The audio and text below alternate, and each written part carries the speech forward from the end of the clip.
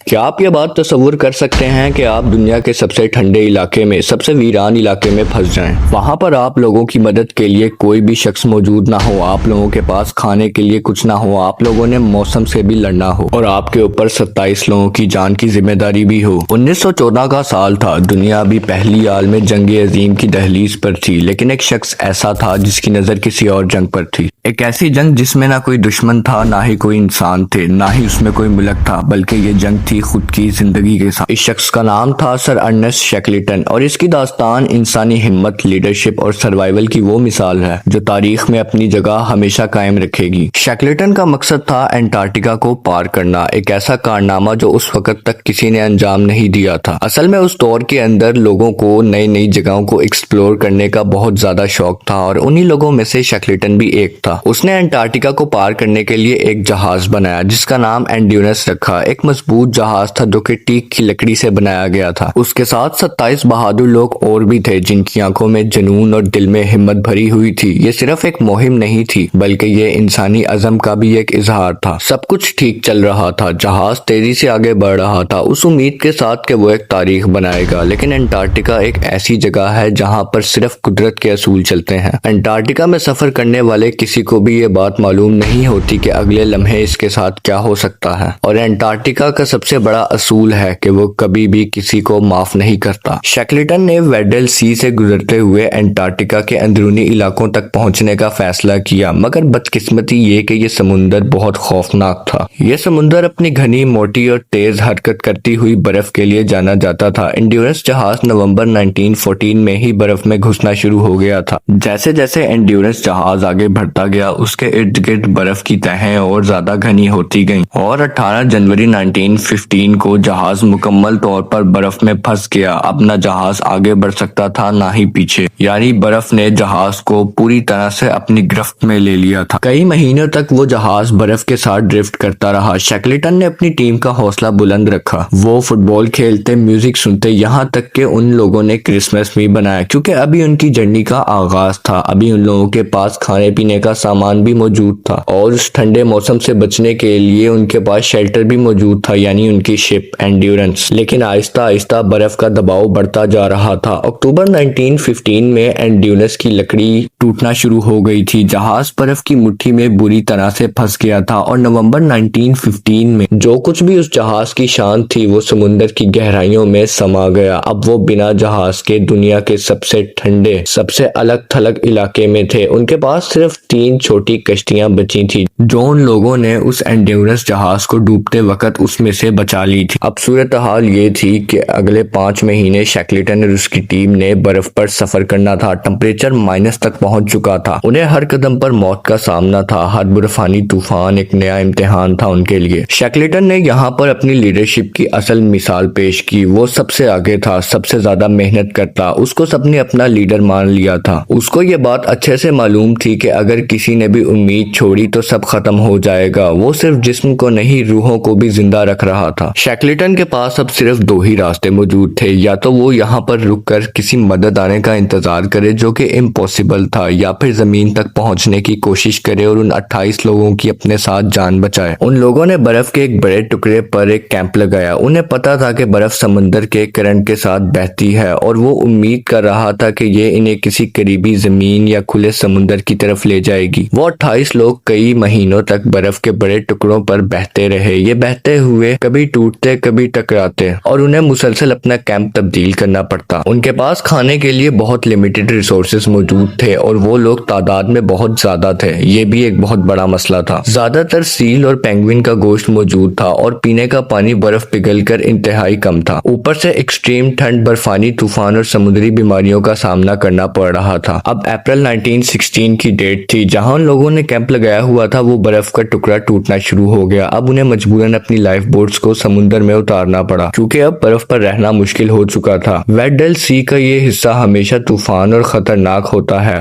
खास तौर पर छोटी कश्तियों के लिए उन्हें बर्फ के बड़े बड़े पहाड़ों और समुद्रों की ऊंची लहरों से गुजरना पड़ रहा था। और दूसरी तरफ अंटार्कटिका का मौसम इतना बेरहम था, वो मुसलसल जीरो के नीचे दर्जा हरारत में गुजारा कर रहे थे और तूफान भी बार बार आई जा रहे थे, जिसके नतीजे में उन्हें फ्रेश बर्ड्स का सामना करना पड़ा और हाइपोथर्मिया, जिस्म का ज्यादा ठंडा हो जाने का खतरा था। उनके कपड़े हर वक्त गीले रहते थे, जिससे ठंड मजीद बढ़ जाती थी। दोस्तों, जरा एक बार तसव्वुर तो करके देखिए कि उन्होंने कैसे सरवाइव किया होगा। फिर दूसरी तरफ उन लोगों के पास पानी भी बहुत कम था और खाना भी बहुत लिमिटेड था। ये भी एक बहुत बड़ा मसला था। उनको डिहाइड्रेशन का सामना भी करना पड़ रहा था, क्योंकि इतनी सर्दी थी जिसकी वजह से बर्फ मेल्ट ही नहीं हो पा रही थी और उन लोगों को पीने का पानी मैसर नहीं था। जब वो लोग अपनी लाइफ बोट्स में सफर कर रहे थे तो लगातार लहरों और ठंड की वजह से ज्यादातर लोग सीसिक हो गए थे, यानी कि समुद्र के अंदर बीमार पड़ गए थे। और वो लोग इन सब हालात को फेस करने की वजह से बहुत ज्यादा वीक हो चुके थे और फिर कई महीनों तक उन लोगों को नींद नहीं मिल सकी प्रॉपर, क्योंकि उन लोगों ने मुसलसल अलर्ट रहना था, जानवरों का शिकार करना था और कश्ती को चलाना था। इन सब चीजों ने उन्हें बहुत ज्यादा थका दिया था और उनकी बॉडी हेल्थ बहुत डाउन हो चुकी थी। खुशकिस्मती से शैकलेटन और उसकी टीम के पास एंटार्कटिका का मैप मौजूद था और उन लोगों ने उस मैप के अंदर देखा कि एक आइलैंड उन लोगों के बहुत ज्यादा करीब है और उन लोगों के पास और कोई भी ऑप्शन मौजूद नहीं थी उस आइलैंड पर जाने के सिवा। उस आइलैंड का नाम एलिफेंट आइलैंड था। ये एक पथरीला और बेजान आइलैंड था। शैकलेटन ने यहाँ पर एक और खतरनाक फैसला किया। वो अपनी सबसे छोटी कश्ती में सवार हुआ और अपने साथ 5 साथियों को भी लिया और बाकी का क्रू भी अपनी कश्तियों के अंदर इन लोगों को फॉलो कर रहा था। अब ये सारे लोग निकल पड़े थे